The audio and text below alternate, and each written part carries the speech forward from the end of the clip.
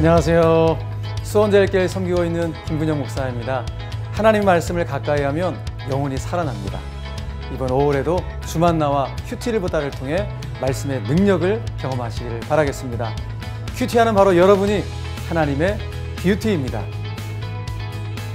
안녕하세요. 주만나 디렉터 최범재 목사입니다. 주만나 5월호 본문 세미나를 시청하시는 우리 성도님들 주님의 이름으로 축복합니다. 이번 달은 창세기 41장에서 45장까지의 내용과 출애굽기 1장에서 6장까지의 내용을 다루도록 하겠습니다. 먼저 창세기 41장의 내용을 살펴보겠습니다. 애굽의 바로 왕이 2개의 꿈을 꾸었는데 그 내용이 기괴해서 마음에 번민이 생겼습니다. 그는 애굽의 점술가와 현인들을 모두 불러서 꿈을 해석하라고 명령했지만 아무도 할 수가 없었습니다. 그러던 중 바로 왕의 최측근 신하인 술관원이 요셉을 회상하여서 바로에게 추천했습니다. 바로 앞으로 불려간 요셉은 자신이 아니라 하나님께서 꿈의 내용을 알려주실 것이라고 말하면서 꿈을 해석해 주었습니다. 요셉은 온 애굽 땅에 7년 동안 풍년이 있을 것이고 그 후에는 7년 동안 흉년이 오게 될 것이니 이에 대한 대책으로 7년의 풍년 때에 곡식을 잘 저장해서 7년의 흉년을 넘기라고 알려주었습니다. 이에 감동한 바로는 요셉을 곧바로 총리로 세워서 애굽 전역을 다스리게 했는데 이때 요셉의 나이가 30세였습니다. 드디어 인생이 풀리게 된 거죠. 여러분, 요셉이 졸업한 학교는 고난이라는 이름의 학교였습니다. 요셉이 처음 애굽에 내려간 때는 17살 때였어요. 그는 11년간 보디발의 집에서 종살이를 하고 2년간 감옥에 갇혔습니다. 인간적인 눈으로 보면 억울한 세월을 너무 오랫동안 지나온 것 같지만 하나님은 그 모든 시간을 통해 요셉을 세워가셨습니다. 그 모든 고난의 시간은 요셉이 총리의 역할을 감당하는 데 있어서 자양분이 되었어요. 먼저 요셉은 보디발 가정학교에서 가정총무가 되어 실물 경제 교육을 받았죠. 그리고 감옥 학교에서는 왕궁의 제수들을 통해 정치와 행정 교육을 받았습니다. 하지만 요셉의 입장에서는 언제까지 고난을 당할지도 몰랐고 또 그 기간이 사실은 총리가 되기 위한 고난이라는 이름의 학교 재학 기간이라는 것을 전혀 모른 채 실시간으로 밀려드는 고난을 겪어냈어야 했습니다. 그럼에도 요셉은 고난을 잘 견뎌냈는데 그 이유는 그가 하나님의 꿈을 붙잡고 있었기 때문입니다. 여러분, 우리 역시 이해할 수 없는 고난으로 인해 마음이 무너질 때가 있습니다. 그리고 그 고난의 시간이 너무 길어서 도저히 견딜 수 없는 것 같은 생각이 들 때도 있어요. 우리가 고난을 이겨내려면 하나님이 주신 비전이 있어야 합니다. 야망의 사람은 고난 앞에서 오래 견디지 못하고 무너지지만 비전의 사람은 고난을 인내할 수 있습니다. 그러므로 야망의 사람이 아니라 비전의 사람이 되시기 바랍니다. 하나님이 내게 주신 비전을 발견하고 그 비전을 붙잡으시기 바랍니다. 그래서 인내로 주어진 경주를 감당하여 결국에는 승리하는 저와 여러분이 되길 주님의 이름으로 축복합니다. 여러분, 우리 하나님은 역전의 하나님이십니다.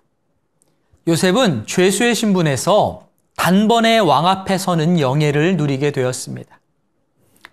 하나님은 기가 막힌 웅덩이와 수렁에 빠져 있는 요셉을 외면하지 않으시고 의로운 오른손으로 일으켜 주셨습니다. 요셉만이 아니라 많은 하나님의 사람들이 하나님이 베풀어 주시는 역전의 은혜를 경험했어요. 예수 그리스도를 통해 하나님의 자녀가 된 우리 역시 마찬가지로 역전의 은혜를 경험할 수 있습니다. 절망과 고난의 수렁에서 능히 건져주실 하나님을 더욱 신뢰해서 마침내 회복과 역전의 은혜를 경험하는 저와 여러분이 되길 축복합니다. 창세기 42장부터 45장까지는 요셉이 가족들과 재회하는 장면입니다. 하나님의 계획은 요셉의 성공에서 멈추지 않았습니다. 이스라엘 민족을 기근에서 구원하실 준비를 하셨어요. 요셉이 바로의 꿈을 해석한 대로 기근이 찾아왔는데 이 기근은 애굽 땅에게만 임한 것이 아닙니다. 7년간의 이 흉년과 기근은 야곱의 가족이 살고 있는 가나안 땅에게도 미쳤어요. 기근을 만난 야곱은 애굽에 곡식이 있다는 소식을 듣고 아들들, 즉 요셉의 형들을 그리로 보내 곡식을 사오도록 했습니다. 형들은 애굽에 가서 총리가 된 요셉 앞에 가서 절을 했습니다. 형들은 요셉을 알아보지 못했어요. 하지만 요셉은 형들을 알아보았습니다. 요셉은 일부러 그들을 정탐꾼이라고 몰아붙인 뒤에 시므온을 억류시키고 나머지 형들을 가나안으로 돌려보내면서 동생 베냐민을 데리고 오라고 말했습니다. 이에 형들은 돌아가서 아버지 야곱에게 이 사실을 고했고요. 그러자 야곱은 잃어버린 요셉과 억류된 시므온에 이어서 베냐민까지 잃어버릴까 봐 애통해했습니다. 그래서 베냐민을 데리고 가지 못하게 막았어요. 야곱은 여전히 편애하는 습관을 버리지 못했습니다. 만약 이때 야곱이 하나님께 염려를 맡기고 또 편애를 내려놓고 고집을 꺾었더라면 고생을 덜하고 요셉을 빨리 만날 수 있었을 텐데 그러지 못했습니다. 그는 여전히 자신의 뜻대로 살았어요. 그리고 시간이 흘러서 애굽에서 가져온 양식이 다 떨어지고 기근이 심해졌습니다. 그제서야 야곱은 어쩔 수 없이 아들들을 불러서 애굽에 내려가 양식을 얻어오라고 말했습니다. 야곱은 오랜 기근이라는 고난을 만나고 나서야 자신의 고집을 꺾고 하나님의 계획 아래에 들어갔습니다. 여러분, 하나님의 뜻은 반드시 이루어지게 되어 있어요. 하나님은 야곱의 가족들을 애굽에 정착하게 해서 큰 민족을 이루게 하시려는 계획을 가지고 있으셨습니다. 야곱은 고집을 부렸지만 결국에는 하나님의 이 큰 계획 아래 있게 되었죠. 여러분, 결국에는요, 우리의 뜻이 아닌 하나님의 뜻이 이루어지게 되어 있습니다. 그러므로 우리는 하나님 앞에서 고집을 부려서는 안 됩니다. 가능한 빨리 내 뜻을 내려놓고 하나님의 뜻에 맞추는 인생이 되시길 주님의 이름으로 축복합니다. 요셉의 형들과 베냐민은 요셉에게 나아갔는데 여전히 그들은 요셉을 알아보지 못했고 요셉만 그들을 알아보았습니다. 요셉은 청지기를 시켜서 그들을 점심 만찬에 초청했습니다. 그들은 요셉의 집으로 가면서 안 좋은 일을 당할까 봐 두려워했습니다. 지난번 애굽에 방문했을 때 곡식값으로 지불했던 돈이 그들의 자루에 있었기 때문에 자신들을 도둑으로 몰아서 노예로 삼으려 한다고 생각했기 때문입니다. 요셉의 형들이 이렇게 부정적으로 생각했던 이유는 그들이 저질렀던 죄 때문입니다. 죄를 지은 게 있기 때문에 당당하지 못하고 두려움에 빠진 것이죠. 여러분, 이처럼 죄된 삶은 두려움을 심어줍니다. 참된 평안이 없고 조마조마한 인생이 돼요. 죄에 빠진 인생은 안 좋은 일을 만나면 신앙의 눈으로 그것을 해석하지 못합니다. 어둠의 시선으로 바라보고 절망에 빠지게 되죠. 그러므로 여러분, 죄된 삶이 주는 파괴적인 영향력을 명심하시고 일시적인 즐거움 때문에 죄인의 길에 서지 마시기 바랍니다. 요셉의 형들은 곡식값으로 지불한 돈을 훔친 것으로 오해받아 노예로 잡혀갈까 봐 청지기에게 해명하기 시작했습니다. 자신들이 그 돈을 훔친 것이 아니라고 말했어요. 그러자 요셉의 청지기는 두려움에 빠져 있는 그들을 안심시켰습니다. 요셉의 청지기는 요셉의 형들에게 그들의 자루에 들어있던 돈은 그들이 훔친 것이 아니라 너희의 하나님, 너희 아버지의 하나님이 너희에게 주신 것이라고 말했습니다. 여러분, 청지기의 고백은 참으로 놀라운 것입니다. 왜냐하면 그가 하나님을 믿는 야곱 가족 출신이 아니라 하나님을 몰랐던 이방인이었기 때문이죠. 청지기가 이방 민족이었음에도 하나님에 대해서 이야기를 한 이유는 무엇일까요? 바로 그의 주인인 요셉의 영향력 때문입니다. 우리는 청지기 고백을 통해서 요셉이 집안 사람들에게 신앙적인 영향력을 상당하게 끼쳤다는 것을 알 수 있습니다. 그렇기에 청지기가 하나님의 이름으로 자비를 베푼 것이죠.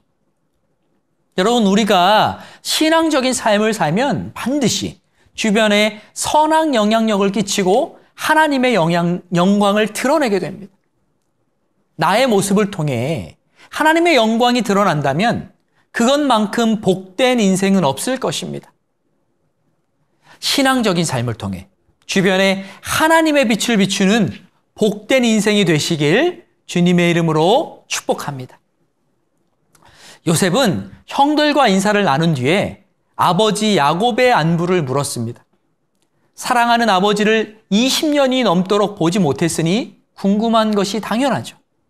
형들은 아버지가 평안히 잘 계신다고 대답하면서 머리를 숙여 요셉에게 또다시 절했습니다. 요셉의 꿈이 이루어지는 거죠. 계속해서 모든 형제들이 머리를 조아리고 있을 때 요셉의 눈에 베냐민이 들어왔습니다. 유일하게 같은 어머니를 둔 동생이기 때문에 자연스럽게 그에게 시선이 간 것이죠. 요셉은 베냐민을 바라보면서 하나님이 은혜 베푸시기를 원한다고 말했는데 그 순간 마음이 울컥해져서 잠시 그 자리를 떠나야 했습니다. 요셉이 베냐민과 재회하자 그동안 눌러왔던 그 감정이 터져 나온 거예요. 요셉은 형들의 손에 의해 미디안 상인에게 팔려가는 시점부터 지금까지 20년간 상처와 아픔 그리고 외로움이 쌓여 있었는데 그것들이 눈물과 함께 터져 나온 것입니다. 이 요셉의 상처와 아픔은 흘린 눈물과 함께 씻겨 나갔을 겁니다. 요셉은 위로와 회복을 경험했을 거예요. 여러분, 하나님은 이처럼 우리의 상처와 아픔을 씻어주시는 분입니다. 혹 마음 한구석에 쌓여있는 아픔, 회복되지 않은 상처가 있으신가요? 하나님께 간구하셔서 하나님의 위로의 손길을 경험하시길 주님의 이름으로 축복합니다. 요셉은 형제들을 풍성하게 대접한 뒤에 가나안 땅으로 보내주었습니다. 그런데 요셉은 형들에게 양식을 주어 보내면서 그들 몰래 베냐민의 자루에 자신의 은잔과 양식값의 돈을 넣었습니다. 그리고 청지기를 시켜서 그들을 쫓아가게 한 뒤 베냐민의 자루에서 은잔과 돈을 발견하도록 했습니다. 요셉이 형제들에게 베냐민을 종으로 삼겠다고 말하자 유다가 나서서 야곱이 얼마나 베냐민을 아끼는지 설명하면서 자신이 대신 종으로 남겠다고 말했습니다. 유다는 아버지와 형제들을 위해서 희생 정신을 발휘했어요. 너무나 성숙한 모습이고 하나님이 기뻐하시는 태도였습니다. 여러분, 희생은 사랑의 최고봉입니다. 예수님은 요한복음 15장 13절에서 사람이 친구를 위하여 자기 목숨을 버리면 이보다 더 큰 사랑이 없다고 말씀하셨습니다. 희생이 가장 큰 사랑이라는 거예요. 여러분, 우리는 하나님의 계명을 지켜야 하는데 그 핵심이 이웃사랑입니다. 우리는 하나님과 이웃을 사랑하는 일에 부르심을 받았어요. 그런데 이 이웃사랑은요, 희생으로 완성됩니다. 예수 그리스도께서 희생으로 사랑을 완성하셨어요. 마찬가지로 우리 역시 희생으로 사랑을 나타내야 됩니다. 요셉은 유다의 말을 듣고 큰 감동을 받았습니다. 희생하겠다는 유다의 말을 듣고 큰 감동을 받았어요. 그래서 감정을 억제하지 못할 정도로 감동을 받아서 소리를 지르면서 집에서 일하는 모든 사람을 그곳에서 물러가게 했습니다. 그리고 울면서 형제들에게 자기가 누구인지를 알려주었습니다.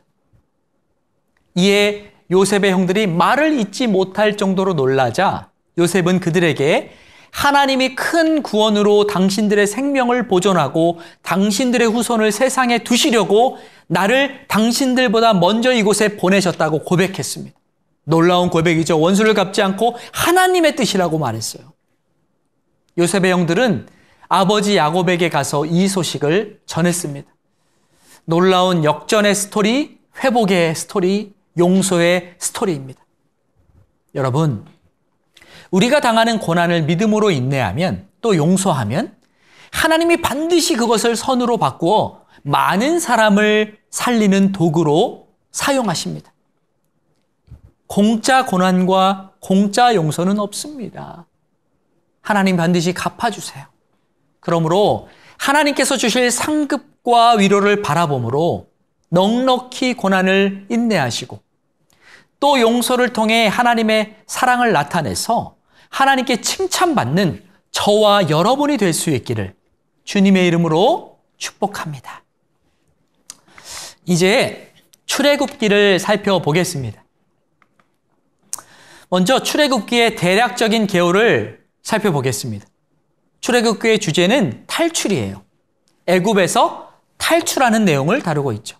그래서 책 제목도 출애굽기가 되는 거죠. 애굽에서 나온 이야기라는 거예요.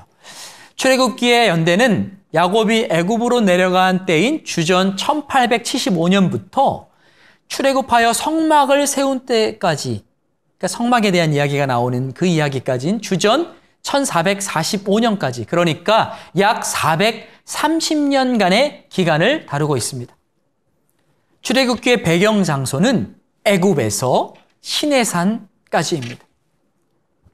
이스라엘 백성들이 하나님의 도우심으로 애굽에서 나와서 광야 생활을 하다가 시내산에 도착해서 십계명을 비롯해 성막에 관련된 여러 가지의 계명을 받았는데 그때까지의 기록이 출애굽기에 담겨 있는 겁니다. 출애굽기 내용은요, 창세기에서 이어집니다. 히브리어 원어상으로 보면 출애굽기는요, 그리고라는 말로 시작해요. 그리고라는 말로 출애굽기가 시작돼요. 이것은 출애굽기가 창세기의 마지막 구절인 50장 26절의 내용에 연결된 이야기라는 것을 뜻합니다.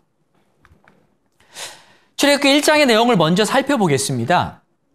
출애굽기 1장은 요셉이 죽고 모세가 태어나기까지 280년이라는 세월을 거치며 이스라엘이 어떻게 이방에서 객이 되었는지를 자세히 보여줍니다. 애굽에 데려간 야곱과 그의 가족 70명은 세월이 흐르는 동안 200만에서 300만 명 정도의 큰 민족을 이루었습니다. 그러나 아직 국가의 기반이 되는 자기 땅 없이 다른 나라에 새들어 사는 형편이었어요. 아니, 새들어 사는 정도가 아니라 하나님이 아브라함에게 미리 예언해 주셨던 것처럼 이방에서 객이 되어 있었습니다. 하나님이 아브라함에게 약속하신 대로 이스라엘 민족은 하늘의 별과 같이 바닷가의 모래같이 많아졌고 결국에는 애굽 사람들이 두려워할 정도가 되었습니다. 그리고 요셉을 알지 못하는 새 왕이 애굽을 다스리게 되었는데 그는 강성해진 이스라엘 민족을 위협적인 요소로 간주하고 그들의 힘을 빼기 위해서 그들에게 어려운 노동을 시키며 괴롭게 했습니다.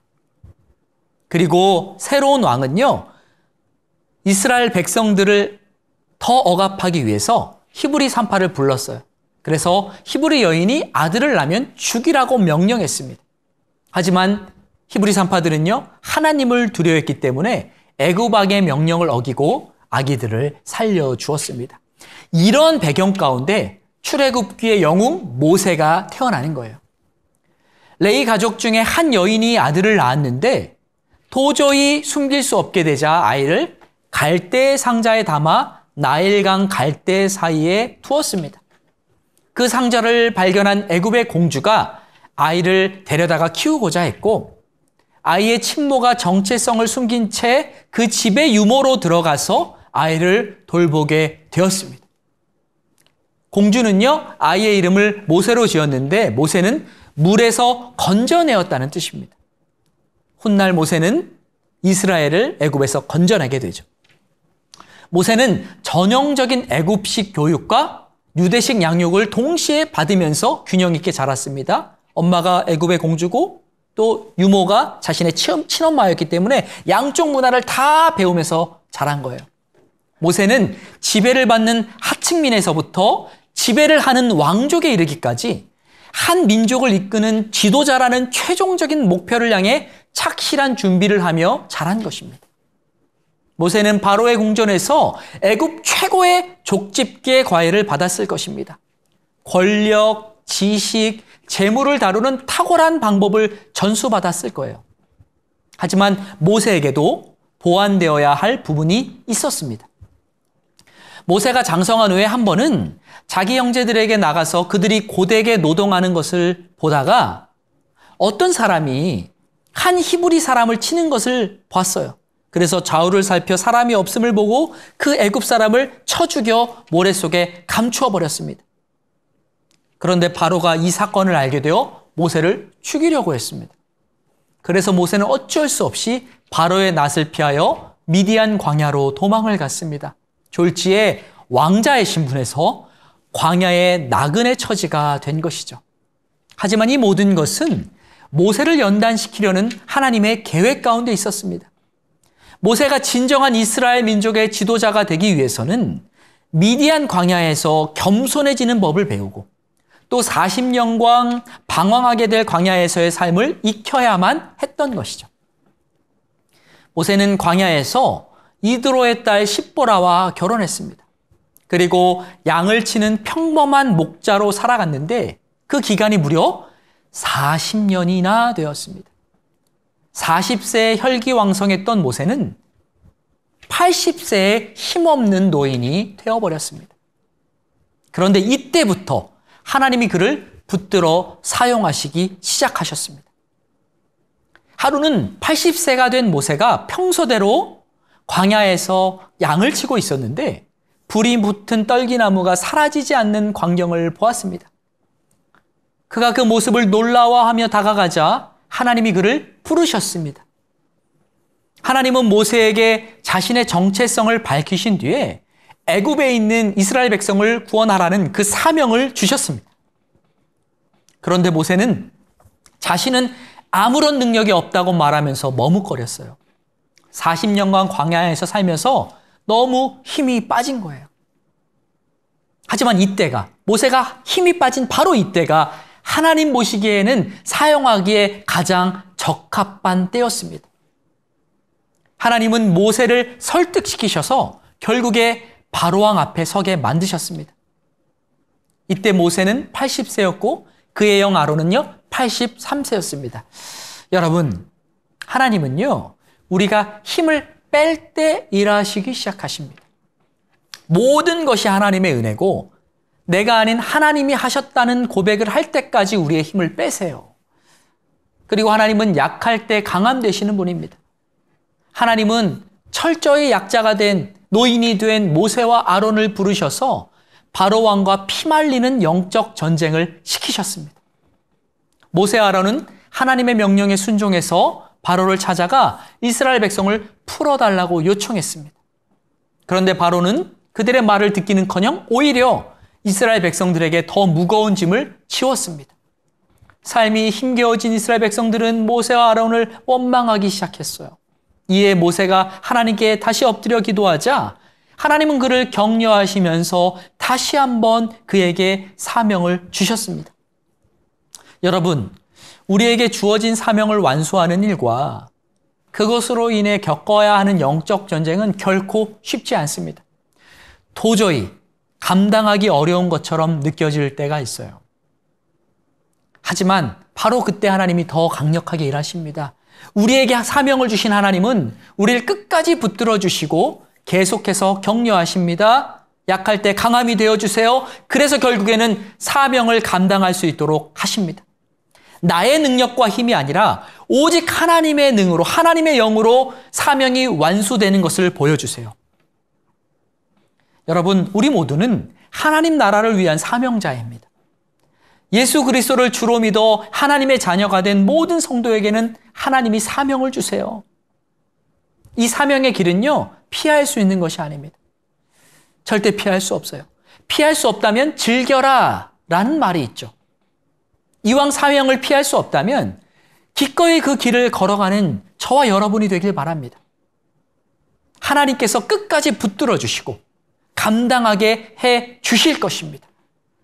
주님을 만날 때까지 사명의 자리에서 달려가 약할 때 강함 되신 주님을 경험하고 하나님의 놀라운 나라가 임하는 것을 경험하는 저와 여러분이 될 수 있기를 주님의 이름으로 축복합니다.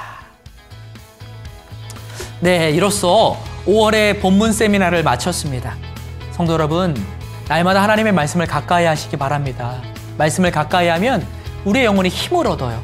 그리고 성령님께서 그 말씀을 통해 우리의 생각을 지배하시고 우리의 삶을 더욱 풍성한 곳으로 이끌어 주십니다. 그러므로 끝까지 포기하지 마시고 말씀의 자리, 기도의 자리에 있으시길 바랍니다. 5월에도 주만나와 함께 영적인 품격을 높이시길 주님의 이름으로 축복합니다. 감사합니다.